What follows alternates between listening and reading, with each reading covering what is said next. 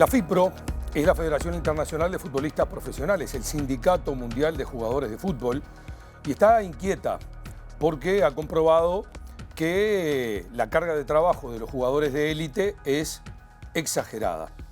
Pues bien, la FIPRO elaboró un informe llamado Al Límite. ¿Cómo alimentó ese informe? Con encuestas, con los jugadores, con referencias de elaboraciones a nivel clínico y con trabajos a nivel médico. Pues bien, vista la realidad, con el acopio del material descubrieron un problema, un gran problema, y es la densidad de los calendarios y la forma altamente intensa, con exigencia física, con la que se compite. Y el diagnóstico determina, por ejemplo, que hay futbolistas que a nivel de la élite juegan en una temporada 80 partidos, que por lo general superan los 60 cuando no sufren lesiones, esto es muy importante, que además los tiempos de recuperación con vacaciones son muy abreviados y que esta realidad, tomando en cuenta además que los jugadores viajan mucho, especialmente los de continentes alejados de las ligas donde se compite a más alto nivel, que las carreras de los jugadores se están poniendo en riesgo. Para exponer esta realidad se tomaron algunos casos testigos. Jugadores internacionales, jugadores de diferentes continentes, jugadores participantes de las 5 ligas más importantes, jugadores de selección, en un periodo comprendido entre el último campeonato mundial y la culminación de la temporada 2018-2019. Hay algunos números de referencia interesantes. Los jugadores más calificados de Europa andan en el orden de los 70 partidos y recorrieron, cubriendo kilometraje en vuelos de avión, unos aproximadamente 28.000 kilómetros. Ahora bien, tomemos la referencia, por ejemplo, de Sadio Mané, jugador del Liverpool, futbolista africano, que jugó 70 partidos en la temporada, recorrió 100.000 kilómetros. Tomemos el ejemplo de Alisson, arquero de la selección brasileña, también del Liverpool, que jugó 72 partidos y recorrió 80.000 kilómetros. Y dentro del análisis, uno de los casos que se expone es el de nuestro capitán, Diego Godín, que jugó 56 partidos, claro, estuvo 5 veces lesionado, pero Godín, sobre todo contemplando los traslados para jugar con la selección, recorrió 110.000 kilómetros. Un disparate, una barbaridad. Comenzó la Liga de España y esto puede ser perfectamente agregado a lo que revela este informe. No empezaron la Liga, y estoy hablando de jugadores top, por ejemplo, Messi, Hazard, Diego Costa, por lesiones musculares. Jugada la primera fecha, se lesionaron Dembélé y Luis Suárez. Suárez jugó 61 partidos en la temporada con sus 33 años. Está claro que la recuperación postmundial fue muy limitada, que en muchos de estos casos hay que agregar la disputa de la Copa América y algo fundamental, en pro de la conquista de nuevos mercados, de expandir el negocio del fútbol, se comprometen los grandes equipos a disputar giras en lugares alejados. Y las giras terminan sustituyendo a las pretemporadas. Tomemos el ejemplo del FC Barcelona. El 14 de julio Barcelona se empezó a preparar para la Liga Española. A los 6 días viajaron a Tokio. Volvieron para disputar el torneo Gamper en el verano español. Inmediatamente fueron a Estados Unidos a jugar amistosos y 5 días antes del inicio formal de la Liga retornaron a España. 5 partidos en 3 continentes diferentes. Con los cambios horarios, el reloj biológico se hace pelota directamente. Como referencia, Barcelona en vuelos acumuló 48 horas 46 minutos, 3 horas y media en tren y 51 minutos en traslados en bus. Las conclusiones son categóricas. Los jugadores quedan en una posición inestable y volátil. A esto hay que agregarle las exigencias de quienes mandan esta historia del negocio y de los propios hinchas. Los tiempos de recuperación entre partidos no pueden ser menores a 5 días. Deberían existir tiempos de recuperación adicionados a los viajes largos, sobre todo de los que juegan para selecciones tercermundistas. Hay que crear un sistema de alerta temprana para prever esta realidad y para planificar adecuadamente y con tiempo. El fútbol que nos toca hoy en día es un gran negocio. El protagonista fundamental en sus condiciones de funcionamiento no es tomado en cuenta. Viendo esta realidad, van a terminar indudablemente liquidando a la gallina de los huevos de oro. Vamos a poner en marcha este programa número 16, este episodio de la temporada 19 de la Caja Negra 2019, con una presencia en vivo calificada. Nos visita hoy Ricardo Fabini. Estamos hablando de un campeón mundial, doble medallista panamericano, flamante ganador de medalla de plata en los Juegos de Lima. Está en vivo aquí en TV Ciudad. En una noche muy especial. ¿Por qué? Porque toda pérdida habitualmente es dolorosa. Cuando las pérdidas son inesperadas, sacuden, conmueven. El trabajo de hoy, el trabajo de esta noche, de todos los que hacemos la Caja Negra, está dedicado a honrar la memoria de un compañero, con el respeto debido para sus familiares directos, para sus afectos, con el permiso de ustedes para generar un instante de reflexión, de recogimiento. El programa de hoy es en honor a Sebastián y su pequeño hijo.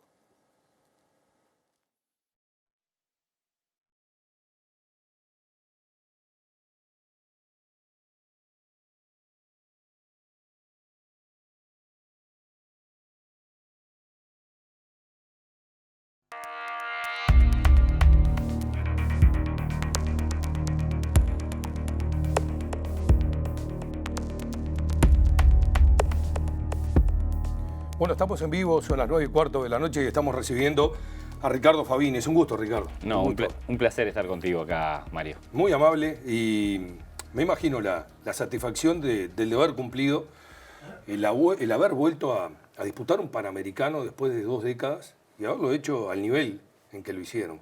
Sí, la verdad que hoy, después de toda la bronca que no teníamos en ese momento, hoy estamos dimensionando un poco lo que es volver después de 20 años a un nivel panamericano en una disciplina que en Uruguay prácticamente estaba medio olvidada, como es el snipe, ¿no?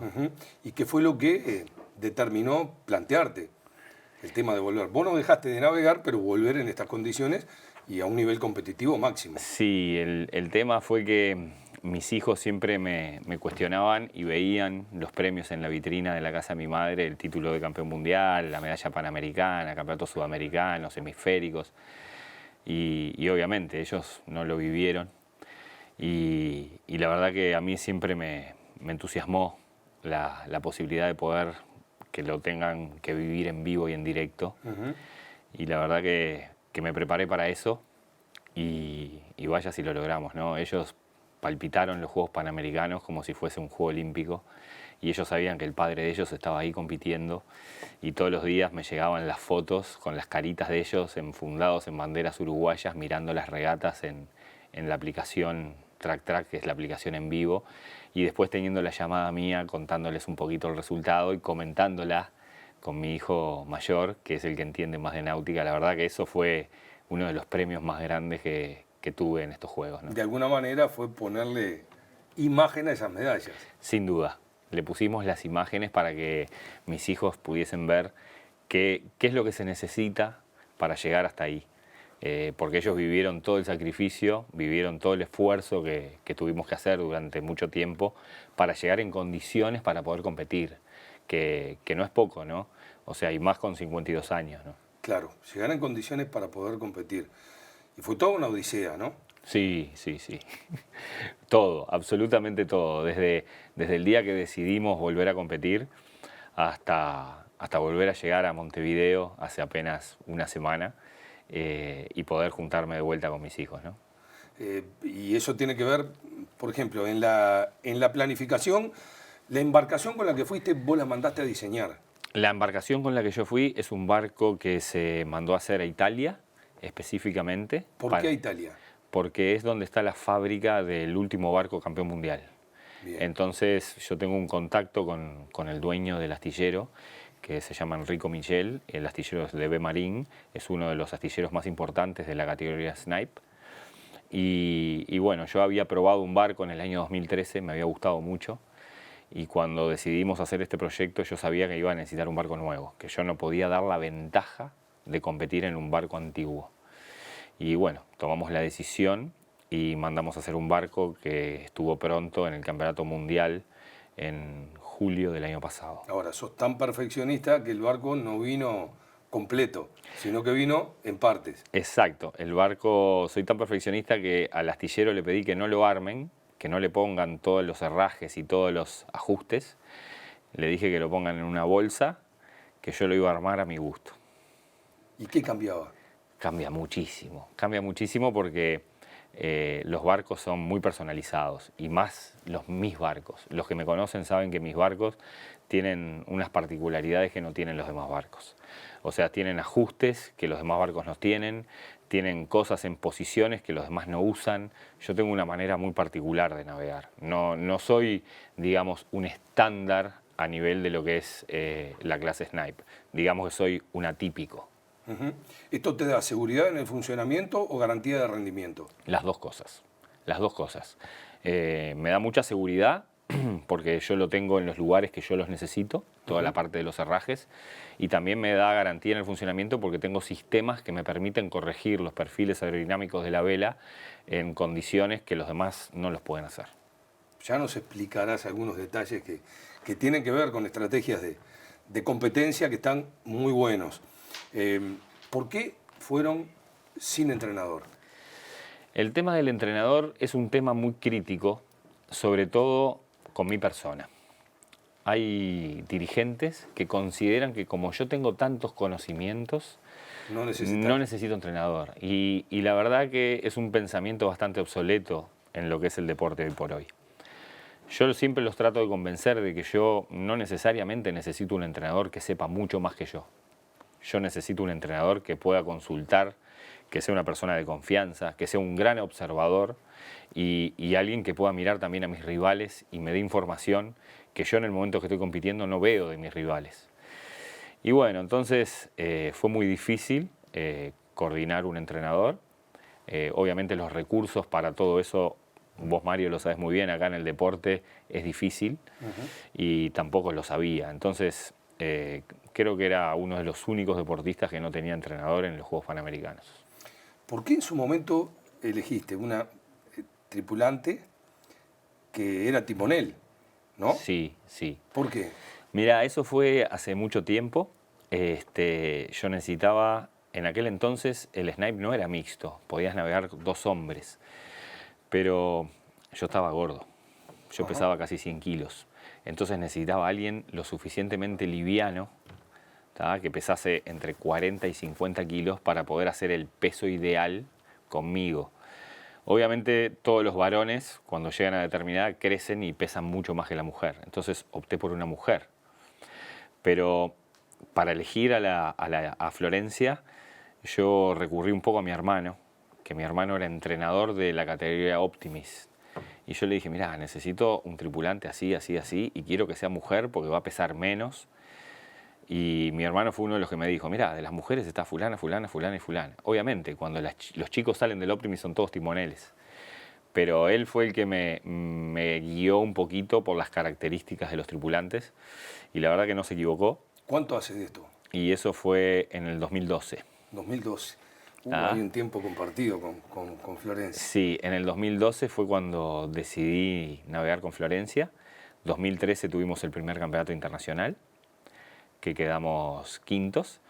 Y desde entonces no hemos tenido un entrenamiento continuo. Recién en los últimos 2 años hemos entrenado. Antes lo único que hacíamos era, había un campeonato y yo la llamaba y le decía, Flo, ¿estás pronta para navegar? Sí, sí, ella siempre muy entusiasta, muy profesional y ella siempre estaba dispuesta. Estamos hablando de, vos Ricardo, 52 hoy, 52, y ella 25. 25 años. Vamos a escuchar a Florencia que dejó un mensaje y que valora desde su lugar lo que es justamente compartir embarcación contigo. Esto nos decía Florencia. A ver. Bueno, a Ricky lo conozco desde el 2013. Nos fuimos por primera vez para el campeonato sudamericano, que fue en Montevideo. Él me llamó para esa regata y en realidad no entrenamos antes, fue directamente al campeonato, estuvo muy bueno. Arrancamos muy bien, después bajamos un poco en posiciones, pero igual tuvimos un buen desempeño y a partir de ahí como que empezamos a ir a otros campeonatos. En el 2015 fuimos al Mundial y ahora hace 2 años es que estamos navegando un poco más intenso para lo que es los Panamericanos, para lo que fue. Y bueno, formar parte de un equipo con él para mí es un honor, es una persona que tiene como mucha experiencia, es más, me duplica en edad como dijeron, pero además hace como 25 años que está navegando en este barco, así que él lo conoce de un montón de tiempo, tiene todos los piques y es un privilegio poder estar navegando con él y estar absorbiendo parte de ese conocimiento. Así que nada, muchas gracias por la oportunidad y bueno, a seguir tratando de tener nuevos logros y éxitos. Qué bueno eso, ¿no? Porque en ese ida y vuelta, entre su energía joven y tu vasta experiencia, se genera la fórmula ideal. Sí, sí, la verdad que sí, que con Florencia creo que hoy por hoy llegamos a un entendimiento arriba del barco perfecto, ¿no? O sea, no tenemos que ni hablarnos casi, ya sabemos lo que hay que hacer, sabemos cómo actúa uno, sabemos cómo actúa el otro, sabemos cuáles son las debilidades de cada uno y nos complementamos muy bien y creo que eso es parte del éxito, ¿no? Bueno, hemos estado compartiendo y tenemos imágenes de Vera, de lo que fue la competencia, las diferentes regatas, con un comienzo complejo. Durísimo. Te diría uno de los comienzos más duros que tuve en diferentes campeonatos que he competido. Nunca había sido objeto de una penalización. No, es la primera vez que me ponen una penalización y la verdad que... ¿Por qué te penalizan?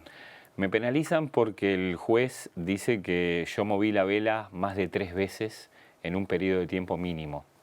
La realidad es que mi tripulante y yo sabemos que no soy de mover la vela muy seguido, por algo no tengo ninguna penalización en mi carrera. ¿El movimiento seguido qué beneficio te puede dar? Y hace como un abanico de la vela y eso genera más propulsión. Entonces el juez lo vio como que yo estaba sacando una ventaja de hacer ese abanico con la vela. Y no hay manera de protestar, o sea, ahí es marche preso, como quien dice, me pone la bandera amarilla y... ¿Y esa amarilla qué significa? Y esa amarilla significa que si yo sacaba otra amarilla, me tenía que ir. Afuera. Me tenía que ir de la regata. Y para colmo, después hubo regatas iniciales que no fueron tan buenas. Sí, la primera regata ya veníamos a entrar cuarto y con esa amarilla entramos novenos, porque además de ponerte la bandera, vos tenés que hacer 2 vueltas de penalización sobre sí mismo. Entonces eso ya complica. La segunda regata nos tocamos con un chileno y tenemos que penalizarnos automáticamente nosotros y quedamos séptimos. El primer día fue funesto, te lo digo sinceramente. Nosotros con Florencia volvimos a puerto y estábamos bastante complicados. Tuvimos una charla al otro día a la mañana y decidimos olvidarnos de lo que había pasado el primer día. Eso fue una de las cosas que decidimos entre los dos. Y estamos viendo la cancha de Paracas es viento fuerte, la tenían estudiada. La cancha de Paracas teóricamente era viento fuertes, pero en estos Juegos Panamericanos arrancamos con muy poco viento. Nosotros estamos preparados para cualquier tipo de viento, porque habíamos hecho un entrenamiento que nos daba lo mismo cualquier tipo de viento. Sin duda, con vientos fuertes éramos uno de los candidatos más fuertes que había en todo el campeonato. Pero nos tuvimos que manejar con lo que nos tocó. Y la verdad que al principio costó un poquito, tuvimos algunos percances, no solo con la bandera amarilla, sino con una vela que no era de nuestro agrado, pero bueno, lo fuimos solucionando sobre la marcha y logramos cambiar la vela y hacer que todo empiece a funcionar como nosotros queríamos. El objetivo era la embarcación de Estados Unidos, la de Brasil, la de Argentina, por ahí estaban los más fuertes. Mira, yo antes del campeonato había hecho un análisis de mis rivales, donde ponía 5 rivales muy duros, que eran Estados Unidos, Brasil, Argentina, que para mí eran los 3 más duros, y después estaba Cuba, que era el 4.º rival, y después éramos nosotros. O sea, entre esos 5 iban a estar las medallas. Yo lo había dicho casi un año antes de los Juegos Panamericanos, porque yo veía cómo se venían preparando, veía la performance que tenía cada uno, cómo se iban adaptando. porque el de navegar con una mujer fue una decisión que este es el primer juego panamericano que se navega con una mujer. Entonces todo el mundo tuvo que pasar a navegar con una mujer, que esa fue una ventaja nuestra, que nosotros ya veníamos de hace mucho más tiempo. Entonces ahí teníamos una ventaja competitiva muy buena. Pero la realidad es que yo había estudiado mucho los rivales, los tenía muy claros. Bien, y llegan a la regata de las medallas, donde el objetivo, ¿cuál era? Mira, el objetivo durante todos los Panamericanos con Florencia habíamos dicho que nosotros queríamos llegar a la última regata, a la regata de la medalla, con chance de lograr el oro. Ajá. Porque nosotros sabemos que en la última regata todo puede pasar. Bien. Y todo pasó, ¿no? Con chance de oro llegaron. Sí, llegamos con chance de oro, nosotros estábamos a 4 puntos del americano. Nosotros ya en la regata de la medalla no perdíamos la medalla de bronce. Podio tenían. Podio teníamos asegurado, o sea que era más que un objetivo cumplido. Perder la medalla de plata era muy difícil, o sea, era casi imposible, se tenían que dar nosotros no teníamos que dar vuelta, llegar últimos y el brasilero ganar. No estuvo lejos porque el brasilero quedó segundo, pero era muy difícil que el brasilero gane, porque no estaba andando muy bien el barco brasilero. Pero en esa regata pasó lo que no pensamos que iba a pasar.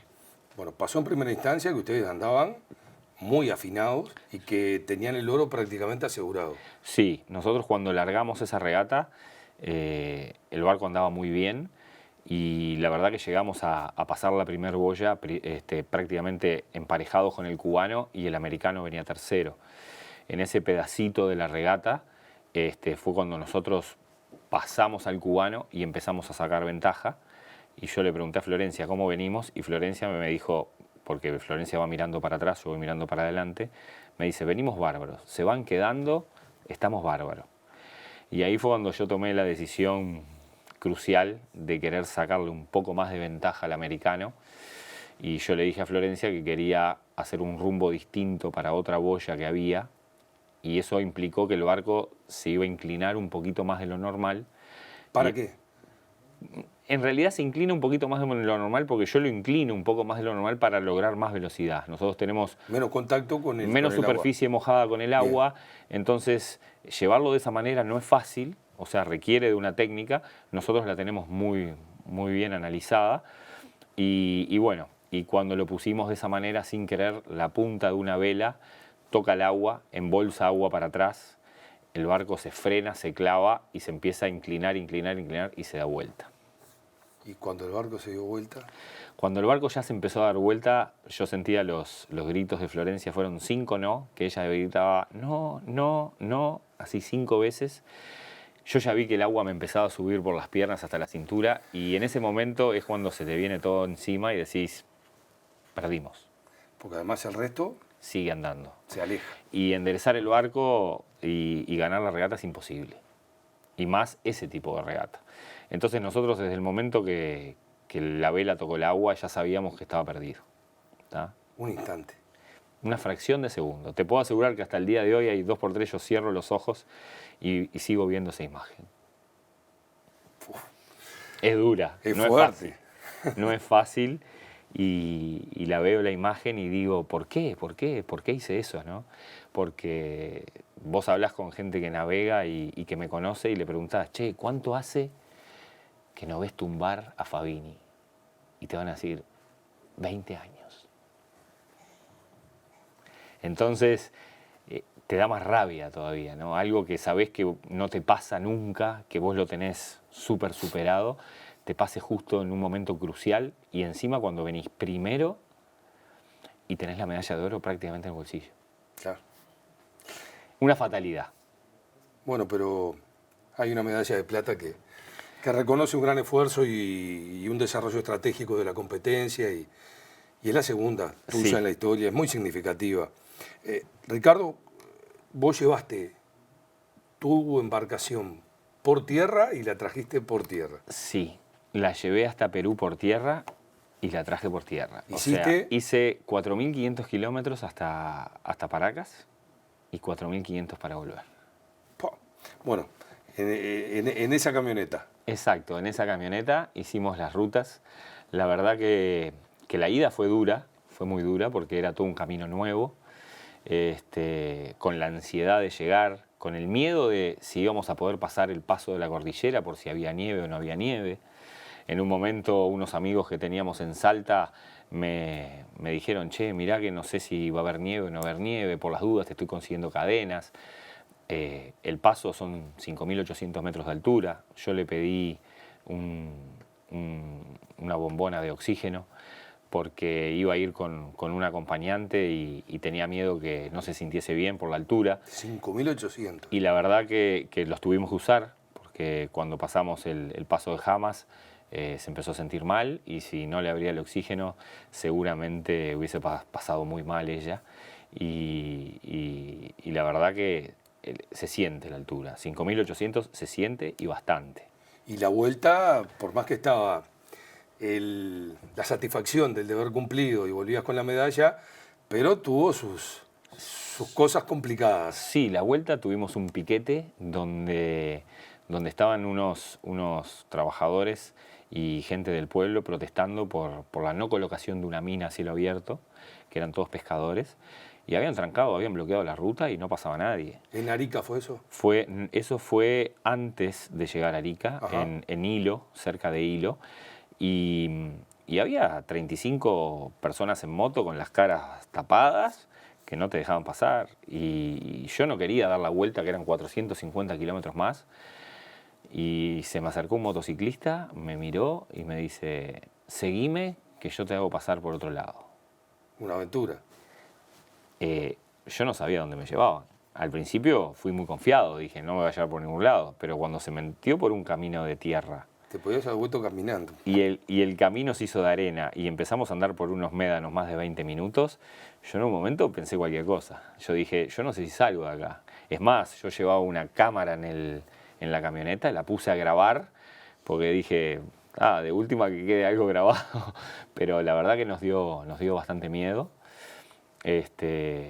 Pero por suerte el piquetero era muy buena persona, porque nos hizo salir, nos hizo ahorrar esos 450 kilómetros y la verdad que se portó bárbaro, le agradecimos eternamente, porque la verdad que yo venía muy cansado de toda la competencia de los Juegos Panamericanos y manejar, me quedaban todavía 3.500 kilómetros y iba a ser muy duro y la verdad que nos simplificó mucho todo lo que fue el camino de vuelta. Pero tuvimos un momento adrenalínico fuerte, te diría. Mirá que yo no sabía lo que estaba haciendo, era medio inconsciente. Cuando llegué acá y me dijeron, che, pero Perú, sendero luminoso, mirá que podía haberte pasado cualquier cosa. Te llevaban a un lugar, una emboscada, no se enteraba nadie.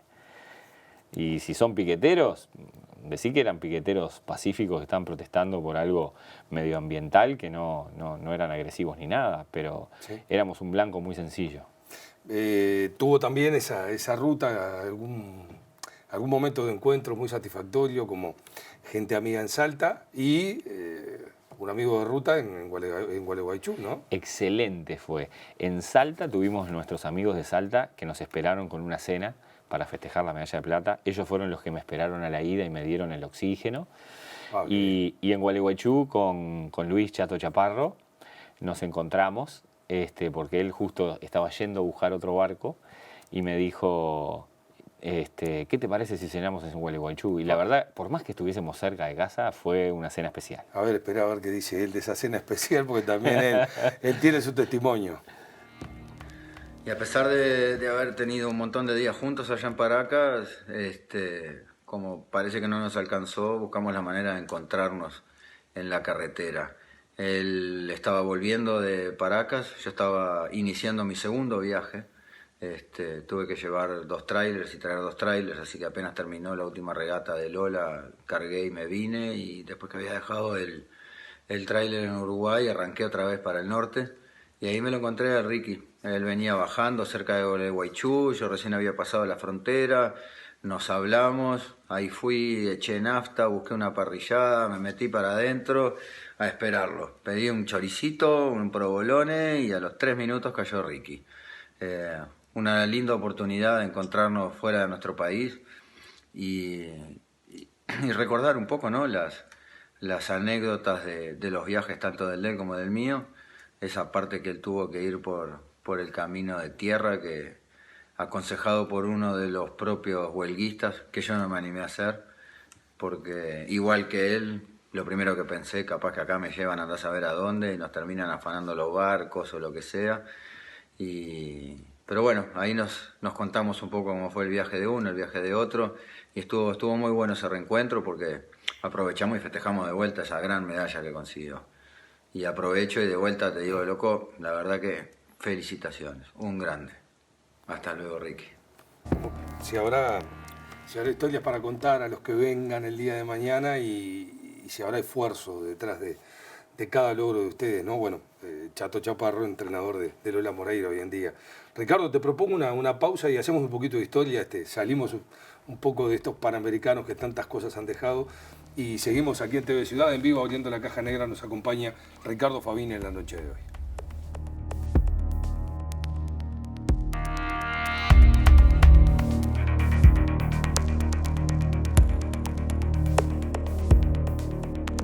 Bueno, en vivo encaramos esta recta final, abriendo la caja negra, Ricardo Fabini nos acompaña, campeón mundial en el 89, Fabini Merov, y campeón mundial 2005 fue, ¿no? Sí, en el 2005 en el Memolini. Memo Memolini, es un barco grande, una categoría que también es la primera vez que se ganaba un campeonato mundial. Y la verdad ¿Qué variante tenía? ¿Era clase IMS? Era. IMS 600, o sea, se compite en dos categorías, era 600 y 500. 500 son los más grandes de todos y 600 son de 13 metros para abajo. Ahí vos eras el timonel de una tripulación. Yo era el timonel, capitán y skipper de una tripulación de 11 personas. Bien. Eso fue en España. En Menorca, en el año 2005. Bueno, y después tenemos la gran referencia, más allá de estas ilustraciones históricas con estas fotos que nos ponen en contexto, de lo que fue un momento único en tu carrera, llevar la bandera uruguaya en el desfile inaugural de los Juegos Olímpicos en Barcelona, ¿no? Eso es tremendo. Sin duda, todo el mundo siempre me lo hace medir con el título, Ahí está. con los títulos de campeón mundial, pero la verdad que yo siempre digo que para mí lo más significativo como deportista es haber podido entrar en Barcelona con la bandera uruguaya. Es más que un título mundial, porque yo siempre hago la comparación, que a los Juegos con la bandera entra un deportista, y los Juegos son cada 4 años, y uno solo de cada país. Campeones mundiales tenemos todos los años y de todas las disciplinas. O sea, que te elijan para eso en la carrera de un deportista, yo creo que tiene que ser valorado muchísimo. ¿Por qué fuiste solamente a 2 Juegos? ¿Por qué solo fui a 2 Juegos? Y bueno, también te digo, ¿por qué solo fui a 3 Juegos Panamericanos? Y la respuesta es bien sencilla. O sea, a mí no me gusta ir a perder. Yo si voy con chances de ganar. Ahí ya estamos hablando del tema de posibilidades, Exacto. de entorno, de apoyo. De apoyo, más que nada. Entonces, ir a competir a un tercer juego para competir es quitarle la chance a otros que vayan. Y yo lo veo de esa manera. A mí me gusta competir para demostrar que estamos con posibilidades de ganar y con posibilidades de obtener un logro para el Uruguay. Cuando yo veo que los recursos no alcanzan y yo no voy a poder llegar, yo prefiero dejarle el lugar a otro que de repente hace una primera experiencia en un juego, y yo creo que una primera experiencia en un juego olímpico para cualquier deportista lo va a marcar el resto de su vida. Bueno, pero generoso de tu parte, porque estás planteando crear condiciones. Sin duda, yo creo que es lo que hay que hacer. A veces nosotros gastamos demasiado dinero y no pensamos en las generaciones que vienen atrás. Yo creo que hay que pensar mucho más en las generaciones que vienen atrás y no tanto en los que ya estamos arriba. ¿Cómo generar los mecanismos de inversión empresarial en la vela cuando la referencia es, por ejemplo, una exposición móvil de la marca? Y mira, yo lo que creo es que lo que necesitan la vela y los deportes mal llamados menores es difusión. Bien. ¿Tá? Yo creo que hasta que los deportes no tengan difusión y empecemos a conocer a nuestros propios deportistas, es muy difícil que una marca se fije hoy en algún deportista. Nosotros a los deportistas los tenemos que transformar en marca. Y para transformarlos en marca tenemos que conocerlos y tenemos que saber qué deporte practican y qué hacen. Hoy a los uruguayos vos le ponés un nombre de uno de los remeros que ganó la medalla de oro y probablemente no sepan ni qué deporte hace. Y sin embargo, son los que nos trajeron la medalla de oro. De acuerdo. Si vamos a los últimos Juegos y decís que Uruguay ganó la medalla de oro en fútbol, conocen el cuadro entero. Te pongo un ejemplo. Cetraro hoy en día está en Austria, fue uno de los integrantes del equipo uruguayo, está disputando un mundial single con Borche, el entrenador, y nadie sabe. Bueno, ahí tenemos. Lo que tenemos que hacer es darle más difusión a todos esos deportistas que hacen el esfuerzo por tener la bandera uruguaya lo más alta posible y que no solo es dinero lo que necesita el deportista, necesita difusión, que los medios de prensa lo muestren, que gasten segundos en ellos para que la gente los conozca y que esa gente pase a ser hincha y que esa gente hable de ellos y que las marcas se interesen en ellos como embajadores de esas marcas. Bueno, es muy difícil salirse del gran negocio del fútbol, de la demanda consumista, de la responsabilidad nuestra, que somos los que comunicamos, pero también de lo que consume el que recibe nuestro mensaje, nuestra difusión. Entonces ahí hay un mecanismo establecido, muy rígido, y muy difícil generar el espacio para eso que vos promovés tan saludable y como conducto de apertura tan claro. Sí, lo ves, o sea, yo lo que veo, por ejemplo, es el caso de Milton Winans. Milton Winans tendría que estar trabajando para el Estado en todas las escuelas, mostrándole lo que es la bicicleta a los niños. ¿Ah? Milton Winans es una leyenda, es nuestra última medalla en los Juegos Olímpicos. O sea, ¿ustedes se imaginan lo que es eso? Llegar a un Juego Olímpico y obtener una medalla. Es el sumum del deportista y tendría que ser el orgullo de nuestro país. Y hoy a Milton Winans no lo tenemos haciendo lo que realmente tendría que hacer para los jóvenes uruguayos. ¿Y por qué no lo tenemos? ¿Cuánto le sale al país? ¿Le sale muy caro tener un Milton Winans explicando lo que es el ciclismo en todas las escuelas del Uruguay? ¿Itinerante por todo el Uruguay? Inversión. ¿Eso es caro? Yo creo que es baratísimo. Yo creo que es baratísimo porque tener a una persona que fue medalla de plata para que los niños se espejen en él y vean lo que es el deporte y utilicen un medio de transporte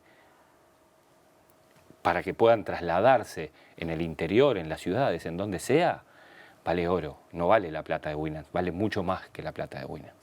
Mencionás la referencia de los niños. Tu niño navega. Y hemos tenido en la ilustración durante la charla, escuchándote, imágenes de tus comienzos. Él empieza antes que vos en el agua y empieza contigo, lo que es un plus. Sí, él tiene un plus extra. Yo empecé con mi padre no competía. Yo lo que hacía, salía a pasear con mi padre. Simón, mi hijo, tiene el plus desde que compite conmigo desde muy chico. ¿Tá? Desde muy chiquito él está prácticamente aprendiendo por ósmosis muchas cosas. Yo siempre digo que Simón navega en el barco grande mío con 10 tripulantes más y es un tripulante más. Y él habla con gente de diferentes edades que son tripulantes del barco y todo el mundo le capta el conocimiento que tiene y todo el mundo me pregunta, ¿pero vos le enseñaste? Le digo, no, yo no le enseño nada. Él aprende de ver, porque a esa edad el niño juega y él por ósmosis está aprendiendo todo lo que pasa arriba del barco y aprende conocimientos. ¿Qué le da el agua al niño? Muchísimas cosas, le da la independencia, la seguridad de sí mismo. O sea, un niño cuando navega en Optimis, de repente él es capitán de su propio barco a los 6, 7, 8 años. Entonces, que una persona pueda elegir su camino y estar solo en un medio como es el mar, sabiendo que él va a afrontar todos los contratiempos y todas las desavenencias que le puede traer el mar, el viento, las olas, le da una seguridad y una independencia para solventar problemas que se le vienen en el momento, que es increíble. Uno después lo ve y dice, ¿cómo puede ser que un niño de 7, 8 años se le dé vuelta al barco y no le pase nada y lo enderece y se suba y le saque el agua y siga navegando? Ponés a un adulto y está a los gritos. Y bueno, cuando eso se aprende desde niño, el niño logra una independencia y un contacto con la naturaleza que los hace diferentes. Vos decidiste volver a competir a alto nivel en clase Snipe. ¿Qué tiene la clase Snipe? Bueno, hemos puesto esto con el fin de repente de hacerlo didáctico Mira, en algún momento, pero... la clase Snipe es un barquito de 4,70 metros, que te lo voy a dibujar más o menos, ¿tá? No soy bueno dibujando, pero es un barco que tiene 2 velas, ¿tá? Tiene una vela adelante que se llama foque y otra vela que es la mayor atrás, ¿tá? Este barquito pesa 170 kilos, 70 kilos, mide 4,70 metros y lo que hace es que tiene una vela, que es la vela de adelante, esta vela de acá, que es la que maneja Florencia, y esta vela es la que manejo yo. Florencia maneja todas las regulaciones que tienen los 2 perfiles de la vela y yo manejo el timón, ¿tá? Que es la parte que viene atrás que dirige el barco. Nosotros arriba del barco lo que hacemos es contrapeso para tratar de equiparar la fuerza del viento sobre estas velas que hacen que el barco se incline para un lado y nosotros, ustedes van a ver las fotos y eso, que nos colgamos para el otro lado de las velas para hacer un contrapeso, que eso genera más propulsión. Por eso hay que estar bastante entrenado a nivel de fuerza de piernas y con trabajo aeróbico para poder estar en esa posición durante casi toda la regata y tener la posibilidad de seguir analizando las estrategias y los movimientos tácticos que hay que hacer según los movimientos de los rivales y las variaciones de ángulo en que entra el viento e intensidad del mismo. Lectura de competencia permanente y toma de decisiones constantes. Constante. Mismo el barco, por acá adelante, tiene lo que se llama un compás electrónico, ¿tá? Que es como una brújula, que lo único que te lo da en formato digital y te dice el rumbo que hace. Florencia es la que se encarga de ver ese compás y saber cuántos grados de variación está teniendo el viento, porque es un trabajo de trigonometría. Nosotros tenemos que ir contra el viento y si nosotros tenemos una boya acá y el viento viene de frente y estamos acá, nosotros no podemos avanzar contra el viento. El barco avanza prácticamente a 45 grados del viento. Entonces, si este viento se mueve para este lado, quiere decir que yo ya no avanzo en esta dirección, el rumbo va a ser más acá y este rumbo no me acerca a esta boya, entonces voy a tener que cambiar de dirección y ir para este lado. Todas esas decisiones las tenemos que tomar en fracciones de segundos. ¿Por qué? Porque si la toma antes un rival, está sacando una ventaja. Entonces, son decisiones vitales en momentos cruciales de la regata que pueden hacer la diferencia de 5, 6, 7, 10 o 20 metros, sacarle de ventaja a un rival. Vos tenés que saber de ingeniería, tenés que saber de física, tenés que saber de meteorología, tenés que entender las corrientes, los vientos. ¡Pah! Sí, es un deporte muy completo, pero claro, como empezás de niño, vos empezás a aprender muy básicamente los conceptos, ¿tá? El principio de Arquímedes, Bernoulli, a nivel de lo que son las presiones en la vela. Entonces empezás a tener conocimientos de perfiles aerodinámicos y hidrodinámicos que te van a ayudar a lo largo de tu carrera para tomar decisiones sobre los perfiles que vas a usar en tu barco. Lo mismo cuando cambia la intensidad de viento, vos tenés que cambiar la forma de las velas o el ángulo de incidencia que le vas a poner a las velas. Es bastante complejo y requiere también de esa velocidad de decisión. O sea, tú no podés quedarte dudando. Todo el tiempo que vos dudás es tiempo que estás perdiendo de ganar. Entonces, la consulta con el tripulante para tomar una decisión cuando vos tenés una duda es muy importante. Por eso acá te contesto. Lo importante en el caso nuestro con Florencia, que Florencia al ser timonel tiene un feedback muy importante para mí, porque ella también entiende la lectura de cómo se ve el agua. Hay que estar mirando el agua para ver si se ve el viento sobre el agua, hay que estar mirando las corrientes, hay que estar mirando los rivales, qué es lo que hacen, qué ángulo tienen y qué no. Y el haber sido timonel le facilita mucho eso y me ayuda muchísimo a mí. Se les viene el campeonato mundial en octubre. Sí. Está asomando en Brasil. Sí. Ahí nomás. Ahí nomás. Sí, nosotros ya estuvimos entrenando en ese mismo lugar antes de ir a Perú y ahora tenemos el campeonato mundial 30 años después de haber ganado el campeonato mundial en Japón. Qué significativo. Es un desafío. Todo el mundo me pregunta, ¿y cómo están para ese mundial? Y bueno, nosotros estábamos, digamos, preparados 10/10 para el Panamericano. Ahora estamos rehaciendo la preparación para llegar bien para el Campeonato Mundial. Tenemos que hacer unos ajustes y esperemos que en este tiempo que nos queda podamos llegar de vuelta como llegamos para los Juegos Panamericanos en este Mundial. Me dijiste en su momento que en la vela, lo que es al automovilismo, el snipe vendría a ser como el karting. Exacto. ¿Por Exacto. El karting, el snipe es como el karting porque tiene absolutamente todo lo que necesita un timonel para tener la posibilidad de competir en cualquier otra categoría. Te da la base. Te da la base y además es muy técnico. ¿tá? Es muy técnico.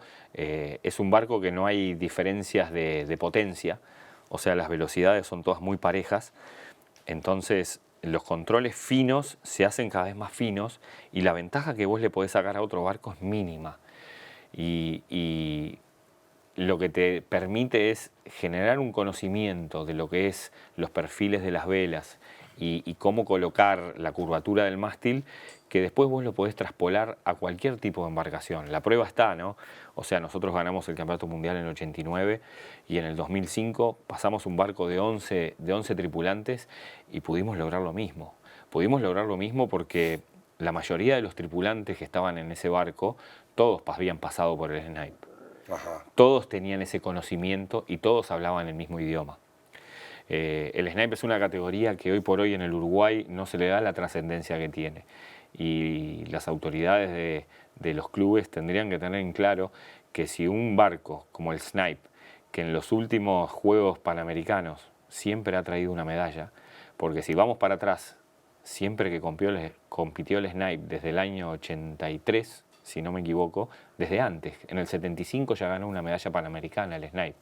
Después la ganó en el 83, la ganó en el 95, la ganó en el 99, la ganó en el 2003. O sea, si nosotros vamos, en todos los años que compitió el snipe, siempre hubo una medalla. Eso habla de que el barco es muy competitivo y en el Uruguay se trabajaba mucho con esa gente. Hoy tenemos a Pablo de Facio, Sí. clasificado a los Juegos Olímpicos, fue medalla en snipe. O sea, no Ahora, por... ¿por qué el snipe no está en el programa olímpico? Gracias a Dios no está. Gracias a Dios no está porque si el snipe lo pasan como barco olímpico, el valor del barco se triplicaría.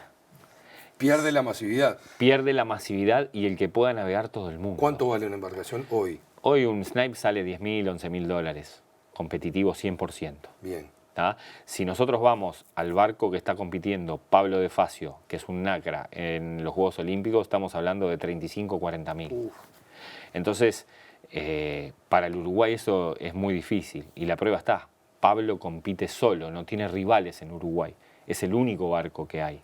¿Por qué? Porque no hay gente que pueda disponer de ese dinero para un juguete. Porque en el fondo es un juguete.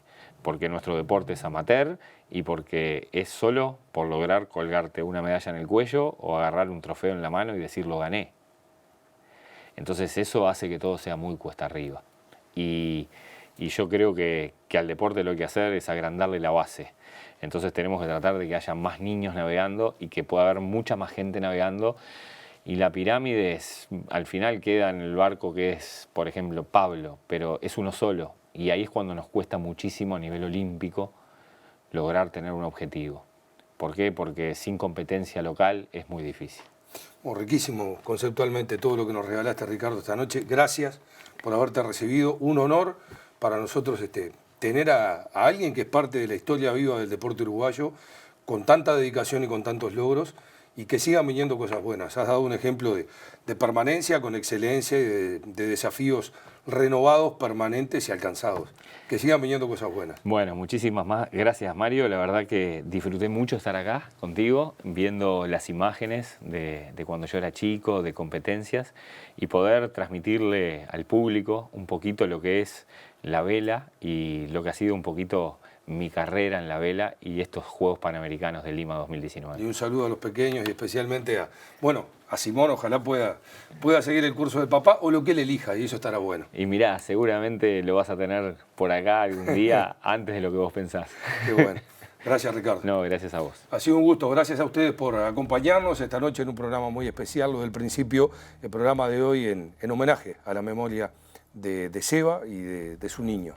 Nos encontramos la semana que viene.